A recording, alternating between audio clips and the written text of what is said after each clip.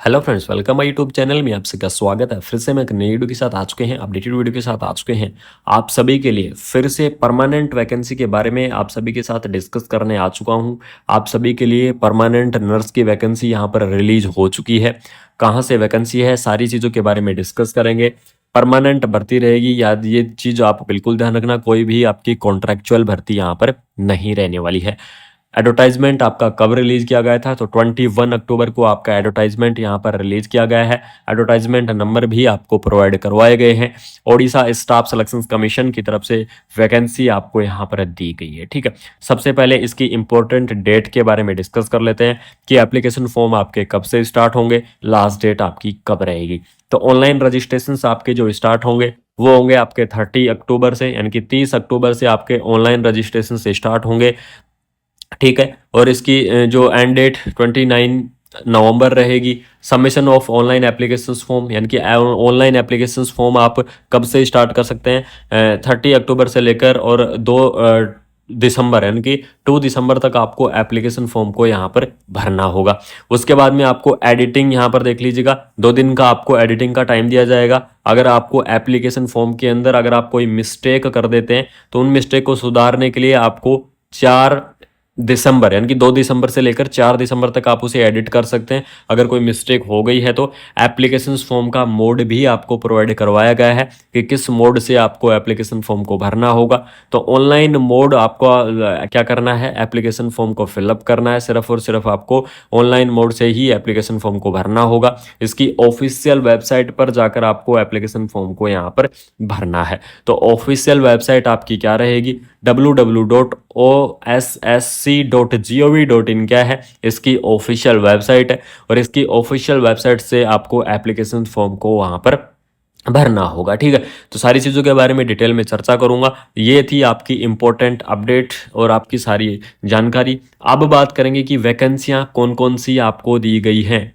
आपके लिए ये सबसे बड़ा सवाल है, तो मैं आपको बता दूं, एएनएम की वैकेंसी दी है जो कि परमानेंट रहने वाली है।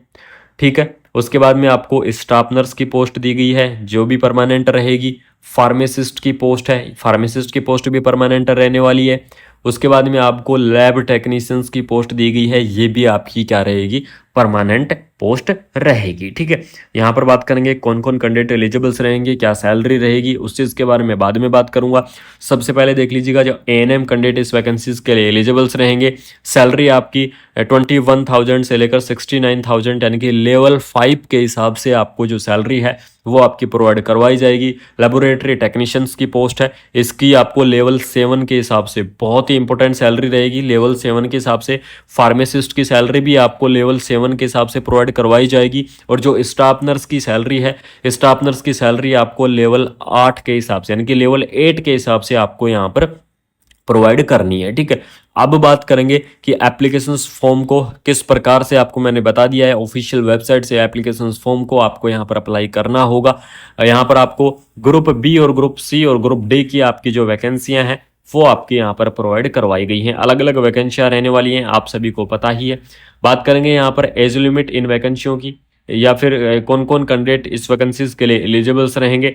सबसे पहले एएनएम की पोस्ट की अगर मैं बात करूं तो जिन्होंने एएनएम कोर्स कंप्लीट कर रखा है वो कैंडिडेट क्या रहेंगे, एलिजिबल्स रहेंगे इस पोस्ट के लिए। ठीक है, उसके बाद में लेबोरेटरी टेक्नीशियंस की अगर मैं बात करूं तो लेबोरेटरी टेक्नीशियंस के अंदर जो डीएमएलटी वाले जो कैंडिडेट हैं वो इस वैकेंसीज को अप्लाई कर सकते हैं। बीएमएलटी वाले जो कैंडिडेट हैं वो इस वैकेंसीज को अप्लाई कर सकते हैं। फार्मासिस्ट की पोस्ट की अगर मैं चर्चा करूं तो फार्मासिस्ट की पोस्ट के लिए जो डी फार्मा और जो बी फार्मा है, ठीक है, यानी कि डी फार्मा और बी फार्मा वाले जो कैंडिडेट हैं वो इन वैकेंसियों को क्या करेंगे, फार्मासिस्ट की वैकेंसियों को यहाँ पर आप अप्लाई करेंगे।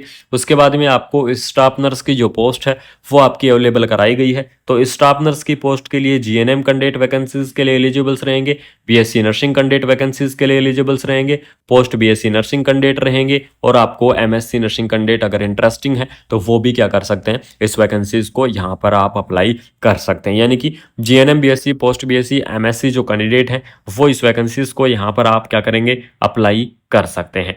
उसके बाद में एलिजिबल्स क्राइटेरिया मैंने आप सभी को बता ही दिया है कि कौन कौन कैंडिडेट इस वैकेंसीज के लिए यहाँ पर क्या रह सकते हैं, एलिजिबल्स आप रह सकते हैं। एज लिमिट यहाँ पर देख लीजिएगा, आपको एज लिमिट प्रोवाइड करवाई गई है, तो मिनिमम एज लिमिट आपको 21 ईयर देखने को मिल जाएगी और मैक्सिमम एज लिमिट आपकी 38 ईयर रहेगी। यानी कि 21 से 38 ईयर तक के जो कैंडिडेट हैं वो इस वैकेंसीज को यहाँ पर क्या करेंगे, अप्लाई करेंगे। यानी कि आप इस वैकेंसीज को अप्लाई कर सकते हैं। तो जो भी इंटरेस्टिंग कैंडिडेट हैं, जो भी इस वैकेंसीज को अप्लाई करना चाहते हैं, वो आप क्या कर सकते हैं, इस वैकेंसीज को आप यहाँ पर अप्लाई कर सकते हैं। यानी कि 21 से 38 ईयर तक के जो कैंडिडेट हैं वो यहाँ पर क्या रहेंगे, एलिजिबल्स रहेंगे। उसके बाद में नेक्स्ट अगर मैं बात करूं, plan and pattern of examination आपको प्रोवाइड करवाया गया है। तो आपका यहाँ पर रिटन एग्जाम के आधार पर आपकी भर्ती होगी, यानी कि आपको कॉम्पिटिटिव एग्जाम यहाँ पर फाइट करना होगा और तभी आप क्या कर सकते हैं, इस वैकेंसीज को आप यहाँ पर अप्लाई कर सकते हैं। ठीक है। उसके बाद में यहाँ पर देख लीजिएगा, नेक्स्ट अगर मैं बात करूँ तो इस वैकेंसीज के लिए नेक्स्ट स्टेप आपको यहाँ पर क्या प्रोवाइड करवाई गई है, सिलेक्शन लिस्ट वगैरह के बारे में आपको यहाँ पर डिस्कशन किया गया है कि इसकी सिलेक्शन लिस्ट किस प्रकार से रहने वाली है। काफ़ी बड़ी PDF है। सिलेबस भी आपको यहाँ पर दे दिया गया है कि जो आपका ओडिशा स्टाफ नर्स का जो सिलेबस है वो क्या रहने वाला है। एक एक टॉपिक वाइज आपको टॉपिक यहाँ पर प्रोवाइड करवा दिए गए हैं। तो ये सिलेबस की जो PDF है मैं आपको व्हाट्सएप ग्रुप, टेलीग्राम ग्रुप पर आपको सेंड करूंगा। तो सभी साथी जल्दी से जल्दी जाके व्हाट्सएप ग्रुप, टेलीग्राम ग्रुप को ज्वाइन कर लीजिएगा। उन सभी के जो लिंक हैं, सोशल मीडिया के लिंक नीचे डिस्क्रिप्शन के अंदर आपको देखने को मिल जाएंगे। और साथ में आपको व्हाट्सएप चैनल को भी आपको ज्वाइन करना है, जिससे आपको वहां पर अपडेटेड और इंटरेस्टिंग इन्फॉर्मेशन आप सभी साथियों के साथ टाइम से मैं प्रोवाइड करवाता रहता हूं। ठीक है। तो इसका जो सिलेबस है वो सिलेबस भी आप सभी साथियों को यहाँ पर प्रोवाइड करवा दिया गया है। ठीक है। ये आपके लिए वैकेंसी थी, परमानेंट भर्ती थी, कोई भी कॉन्ट्रेक्चुअल भर्ती नहीं रहेगी। आप सभी के साथ काफ़ी यहाँ पर टाइम दिया गया है इस वैकेंसीज के एप्लीकेशन फॉर्म को भरने के लिए। यानी कि आप 2 दिसंबर तक आप, यानी कि 2 दिसंबर तक आप क्या कर सकते हैं, इस वैकेंसीज को आप यहाँ पर अप्लाई कर सकते हैं। तो सबसे इंपॉर्टेंट आपको बता दूं, इस वैकेंसीज को अप्लाई करने के लिए आपको ओडिशा जो आपकी नर्सिंग काउंसिल है उसका आपको रजिस्ट्रेशन की आवश्यकता होने वाली है। यानी कि जो ओडिशा का जो रजिस्ट्रेशन होता है वो आपको आवश्यकता पड़ेगी इन वैकेंसियों को, एप्लीकेशन फॉर्म को फिलअप करने के लिए। तो जो कैंडिडेट इंटरेस्टिंग है वैकेंसी को अप्लाई करने के लिए, या फिर जो आप इन वैकेंसियों को अप्लाई करना चाहते हैं, तो आप क्या करें, इन वैकेंसियों को यहाँ पर आप जरूर से अप्लाई करें और आप इन वैकेंसियों को यहाँ पर क्या कर सकते हैं, अप्लाई कर सकते हैं। आपके लिए या क्या रहेगा, सबसे इंपॉर्टेंट, सबसे इफेक्टिव अपडेट आपको देखने को मिल जाएगी। आपको इस चैनल के माध्यम से ऑल ओवर इंडिया की परमानेंट, कॉन्ट्रैक्चुअल, NHM सभी प्रकार की जो भर्तियां हैं वो आपको यहाँ पर देखने को मिलेंगी। तो जो भी इंटरेस्टिंग कैंडिडेट हैं, जो भी इस वैकेंसीज को अप्लाई करना चाहते हैं वो अप्लाई कर सकते हैं। अगर आपके कोई डाउट है तो आप कमेंट बॉक्स के अंदर कमेंट कर सकते हैं या व्हाट्सएप ग्रुप, टेलीग्राम पर भी कर सकते हैं।